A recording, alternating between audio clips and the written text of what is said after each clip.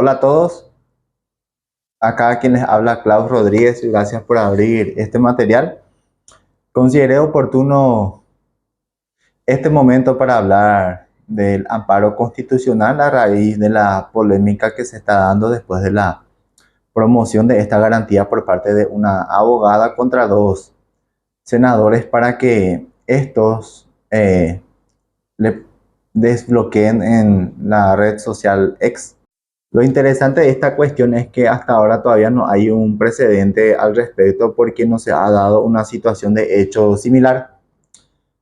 También, por otro lado, la única forma en que proceda esta acción es que se obvie, como ya se hizo anteriormente, el requisito de la urgencia. Tenemos el acuerdo y sentencia 1306 del 2013 que se dictó durante la presidencia de la Corte del doctor Antonio Fretes en el juicio acción de inconstitucionalidad en el expediente Defensoría del Pueblo contra la Municipalidad de San Lorenzo sobre amparo. Resulta que allá por el año 2007 tuvimos una situación donde una persona se fue a requerir la nómina de todos los funcionarios de la Municipalidad de San Lorenzo con sus respectivos salarios. Se le denegó, en consecuencia activó la acción de inconstitucionalidad y se rechazó en primera y en segunda instancia. Sin embargo, acudió a la Corte y la Corte le dio la razón. La información es un derecho fundamental de orden público, de interés libre, de acceso libre. Y a partir de este acuerdo y sentencia, que fue un fallo histórico, bueno, esta resolución fue la base que sirvió para la ley de información pública. A partir de ahí ya resulta no del todo fácil, pero sí más fácil acceder a todo tipo de información que guarde relación con cualquier tema que sea de interés público. A partir de ahí ya sabemos, de hecho, que siempre debió ser así, en el ámbito judicial al menos, que es donde más repercute todo cuanto tenga que ver con información pública. Cualquier persona puede ver cualquier expediente. Eso ya encontramos en la doctrina. La doctrina es la tercera fuente del derecho, la opinión de los jurisconsultos de alta gama, de grueso calibre. Y en el libro del doctor Cascopagano, en comentario al artículo 118, este autor refiere que cualquier persona puede ver cualquier expediente. Eso él ya lo decía desde hace rato. Lastimosamente tuvo que salir un fallo de la propia Corte que también coincidía con este criterio democrático. En consecuencia, el criterio de la Corte, que está vigente todavía porque la Constitución Nacional es de interpretación exclusiva de la Corte Suprema, y la Corte Suprema ya dijo en este acuerdo y sentencia 1306 del año 2013 que todo cuanto tenga que ver con información hay que darle prioridad, hay que darle la importancia que merece un derecho de rango constitucional, y con ese criterio, bueno, supongo que se tendría que hacer lugar también a esta demanda que promovió una colega. Este material no tiene ningún interés a favor ni en contra de una postura, sino que es solamente al efecto de resaltar cuál es el criterio que está vigente hoy día. Bueno, eso ya fue en el año 2013. Lo más probable es que este caso nuevo que promovió la abogada también llegue hasta la Corte. Vamos a ver si el criterio del doctor, o de la antigua Corte, mejor dicho, porque la mayoría de los que firmaron esa resolución hoy día ya no están. De hecho, creo que todos los que firmaron esa resolución hoy día ya no están. Casi 100% se renovó la Corte. En fin, yendo a lo que pretendía con este video, es hablar un poco sobre la acción de amparo. Pero tenía que referirme primero a este fallo, porque con este fallo se obvió el requisito de la urgencia. Es decir, la urgencia que era una característica inherente del amparo, hoy día ya no es un requisito esencial según la postura última de la Corte Suprema, en cuanto tenga que ver al menos con información. Según mi autor favorito, el doctor Casco Pagano, la acción de amparo es una garantía constitucional otorgada para hacer efectivos los derechos consagrados en la Constitución y en la ley, cuando esos derechos se consideren lesionados gravemente o en peligro inminente de serlo, y que debido a la urgencia del caso no puedan remediarse por la vía ordinaria. El artículo 134 de la Constitución Nacional dispone en qué casos procede la garantía constitucional de amparo, y el artículo 565 del Código Procesal Civil dispone en qué casos no procede. El amparo es una garantía constitucional concebida con carácter excepcional. Se otorga solo cuando se reúnen las condiciones básicas de gravedad y urgencia. Bueno, hasta hace poco. Hoy día urgencia ya no es tan necesario en casos excepcionales. En casos generales sí la urgencia sigue vigente, pero eso ya va a quedar a criterio del magistrado. En general, el amparo tiene 9 requisitos, que son: tiene que haber una acción o una omisión. Esta acción o esta omisión tiene que ser ilegítima, tiene que ser manifiesta, proveniente de una autoridad o de un particular, y tiene que existir una lesión o un peligro, pero esta lesión tiene que ser grave, de derechos o garantías. Tiene que haber urgencia en general, en casos específicos no. El criterio ya va a ser del magistrado. Y la ausencia de vía ordinaria. Requisito 1, tenemos entonces una acción o una omisión. La garantía de amparo procede cuando la violación de los derechos o garantías consagrados en la Constitución o en las leyes sea consecuencia directa de una acción o de una omisión. Se entiende por acción el efecto de hacer algo que se exterioriza mediante la realización de una actividad determinada. En cambio, la omisión consiste en abstenerse, en dejar de hacer una cosa. El juez, en esta última hipótesis, cuando se trata de una omisión ilegítima de la autoridad, no debe suplir la decisión omitida, dictando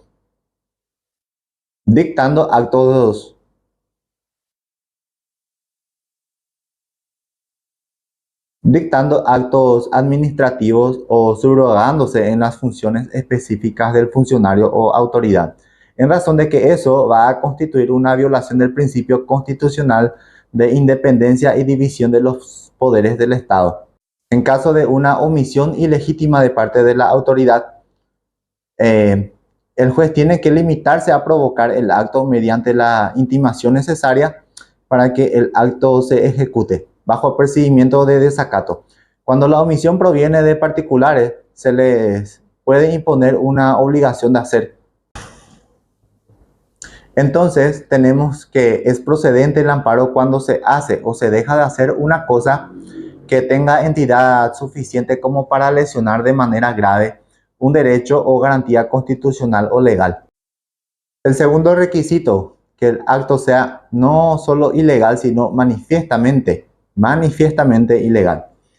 La acción o la omisión deben ser manifiestas, equivale a decir que debe ser evidente, patente, visible a simple vista, al primer examen, de manera que no requiera investigaciones ni se preste a opiniones, que no sea opinable. El tercer requisito, que sea ilegal, o sea, ilegítimo más bien. Ilegítimo. Ilegal significa contrario a la ley. Ilegítimo es contrario a los derechos fundamentales del hombre, a la justicia, la paz, la libertad. Ilegítimo es un concepto más amplio que ilegal. El cuarto requisito, que provenga de una autoridad o un particular. La acción de amparo se otorga contra actos de una autoridad o de un particular. La importancia de la distinción entre actos de un particular y de una autoridad radica en la necesidad de agotar las denominadas vías previas cuando se trata de un acto de autoridad, lo cual no constituye una condición cuando el acto proviene de un particular. Autoridad, según Couture, es la denominación genérica que se le da a los órganos y agentes del poder público.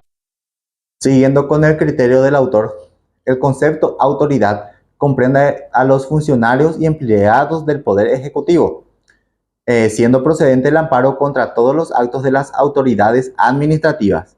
También comprende a los miembros del Poder Legislativo cuando ejercen funciones jurisdiccionales y administrativas. Con este criterio, bueno, el amparo que está siguiendo su curso la ciudadanía y la prensa probablemente, bueno, tendría que rechazarse. Sin embargo, convengamos que las leyes ya son de antigua data. Todo cuanto tenga que ver con la gran mayoría de las leyes importantes, el Código Procesal Civil, la Constitución, bueno, ya son hace más de 30 años. Y hoy día la nueva virtualidad, porque se interactúa más en las redes sociales que en la propia vida real, convengamos que el criterio entre la ley y la nueva realidad tiene que haber un criterio democrático que adapte la situación jurídica a la situación de hecho. Y bueno, ya es exclusividad de la propia Corte la forma en que se tiene que interpretar en consecuencia la Constitución Nacional. Entonces, tenemos que la autoridad a la que se refiere la norma es la persona u órgano que desempeña sus funciones dentro del amplio espectro de las actividades de alguno de los poderes del Estado, ejecutivo o legislativo, no el judicial. El sujeto pasivo de la acción de amparo puede ser también un particular, entendiéndose por tal cualquier persona física o jurídica que no tenga carácter de autoridad pública en los términos señalados. El quinto requisito es la lesión.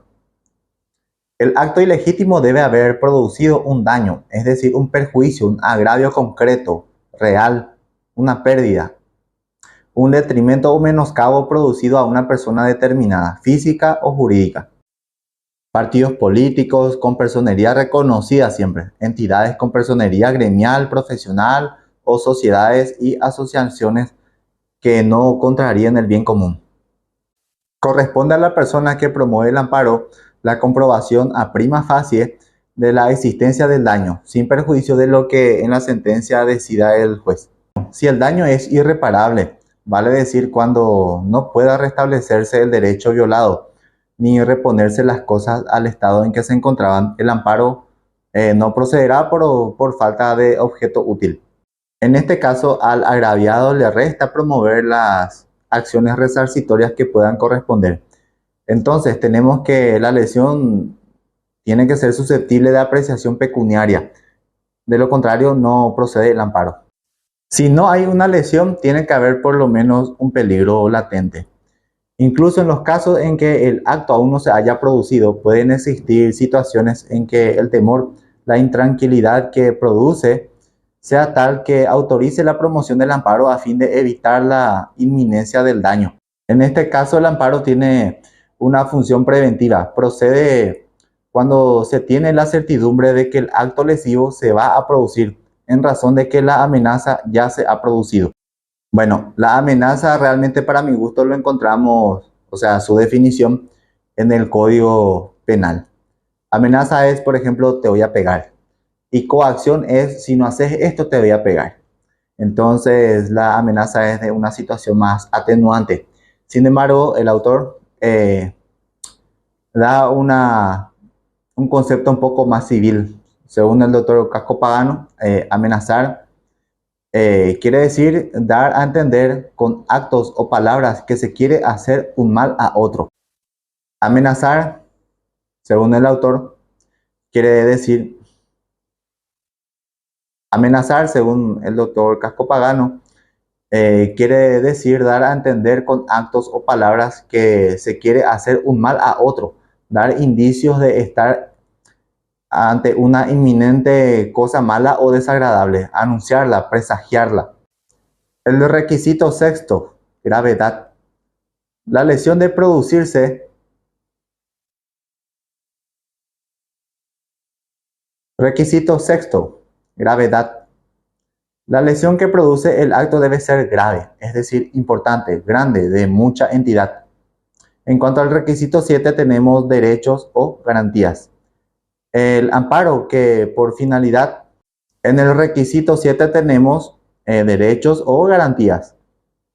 El amparo tiene por finalidad reparar o evitar en forma urgente la lesión de un derecho o garantía, consagrados en la Constitución o en la ley. No constituye su objeto sancionar un nuevo derecho, sino ejecutar un derecho o garantía cuyo cumplimiento corresponde en forma clara e indiscutible. El requisito 8, la urgencia.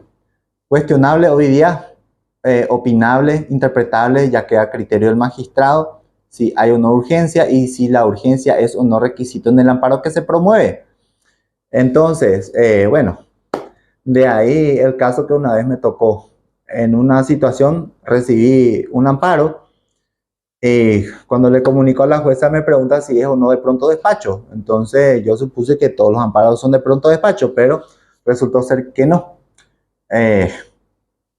Hay que son de pronto despacho y hay que no son de pronto despacho, pero eso ya va a determinar el juez. En fin, urgencia. La urgencia como requisito que hace viable el amparo consiste en la condición actual o inminente del daño, que no admite demora en su solución. Siendo así, torna indudable la promoción de la acción excepcional de amparo. Requisito 9. Ausencia o insuficiencia de vía ordinaria. El amparo es una garantía que funciona de manera excepcional, extraordinaria, cuando en el ordenamiento jurídico no existe un medio ordinario para obtener la protección del derecho lesionado, o en peligro inminente de serlo, o que de existir la urgencia del caso lo torne ineficaz.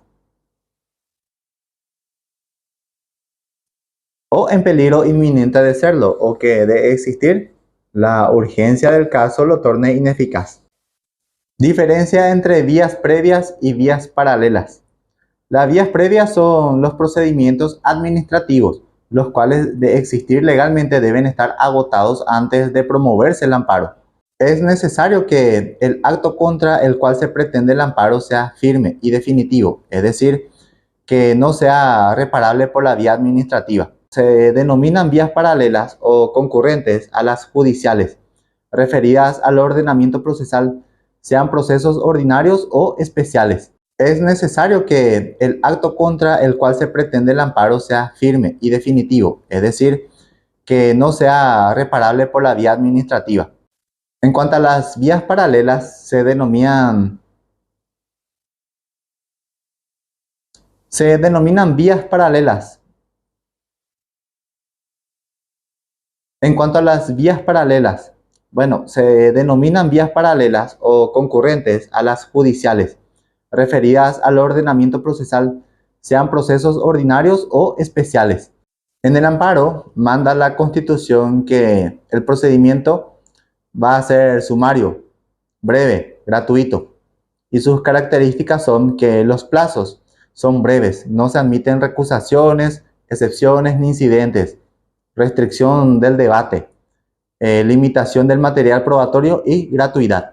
El amparo es una acción popular, puede ser ejercida por cualquier persona, no solo el lesionado o perjudicado, con el objeto de asegurar derechos o garantías constitucionales o legales cuya vigencia interese a toda la sociedad. En cuanto a la improcedencia, el artículo 565 del Código Procesal Civil dispone que el amparo no va a proceder en los siguientes casos: contra resoluciones judiciales, cuando se trate de restricción a la libertad individual en que corresponda la interposición del habeas corpus. Y 3.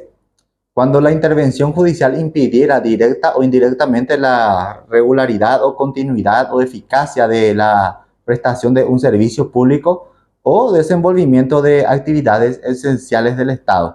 Conforme al comentario doctrinal del doctor Casco Pagano, al explicar la amplitud del artículo 565, el autor refiere que en cuanto a resoluciones judiciales, si la vía extraordinaria del amparo fuera admisible contra las resoluciones judiciales, se estaría introduciendo un grave elemento de desorden e irregularidad en el sistema judicial y las instituciones procesales, y constituiría esta situación una amenaza permanente a las cosas juzgadas.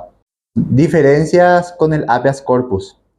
La libertad individual de las personas tiene una protección especial mediante la garantía constitucional del habeas corpus, consagrada en el artículo 133 de la Constitución Nacional. Siendo así, la vía legal idónea para tutelar la libertad personal es el habeas corpus, el cual excluye al amparo. En cuanto al inciso C de los motivos por qué no procede el amparo, el autor dice que el amparo no puede servir para impedir de manera directa o indirecta la prestación regular de los servicios públicos o el desenvolvimiento de las actividades esenciales del Estado, porque en ellos residen intereses superiores de la comunidad, los cuales son prevalentes a los intereses particulares. Artículo 570 del Código Procesal Civil dispone el caso de que se pueda rechazar la garantía de amparo en forma in limine. Dice la norma que el juez que reciba la demanda de amparo debe enterarse de ella inmediatamente y si la encontrare de notoria improcedencia la rechazará y ordenará su archivo. La primera parte de este artículo impone al juez que recibe la demanda de amparo el deber de enterarse de manera inmediata de su contenido, en atención a los caracteres de urgencia y gravedad que constituyen las notas particulares de la acción que se promueve, a fin de arbitrar las medidas que correspondan. Si del examen efectuado por el juez, el magistrado encuentra que la demanda promovida es notoriamente improcedente, es decir, inequívocamente carente de viabilidad, tiene que ordenar su archivo. Medidas cautelares. En el amparo, más que en ningún otro proceso, se requiere el dictado de medidas cautelares oportunas. Estas medidas, que siempre se piden en los amparos, tienen que ser resueltas y ordenadas el mismo día de la promoción del amparo, es decir, a favor o en contra, pero el mismo día, a pedido de parte o de oficio, dadas las notas características del mismo, urgencia y gravedad. En su medida cautelar, el juez, con carácter cautelar y sin que signifique prejuzgamiento de la causa, el cual deberá continuar tramitándose, puede disponer la suspensión del acto impugnado o la realización del acto omitido. La medida de no innovar, que significa básicamente prohibición de alterar la situación de hecho o de derecho existente, será dictada si hubiere principio de ejecución o inminencia de lesión grave. Espero que haya sido de provecho y nos vemos en el próximo video.